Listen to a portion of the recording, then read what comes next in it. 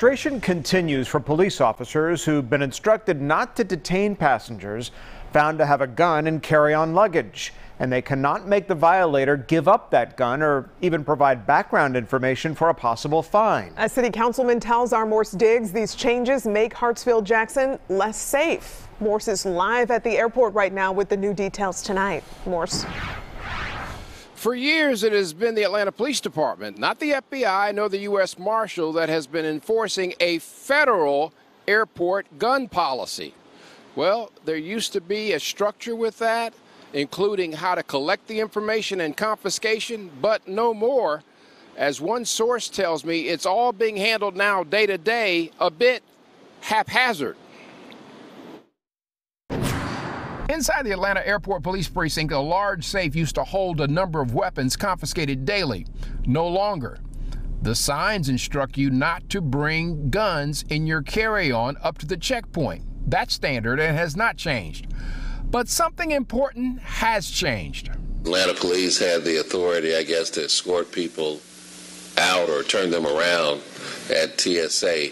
I don't think they can do that anymore, right? We're looking at that. Action downtown at the Capitol regarding the gun carry law has put airport law enforcement in almost a state of limbo.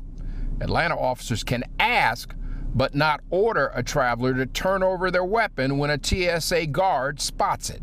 We are currently communicating with our federal partners with the assistance of the law department of the city to look at the new statute.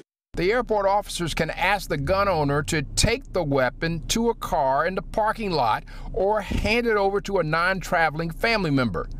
The violator used to be required to provide their information under a threat of arrest. There have been some travelers who have just flat declined. And Councilman Michael Bond could not believe enforcement at a public facility like City Hall is stronger, actually stronger, than at the airport. The restrictions here at City Hall, and I don't want to speak out of turn, does not allow anyone to bring a weapon into the building because of the established checkpoints. But that's strange that they would allow it.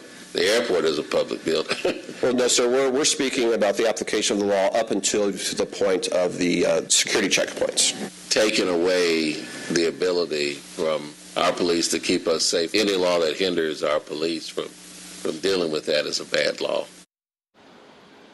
So the TSA says the most important thing out of all this is that that gun is not going to make it past that checkpoint.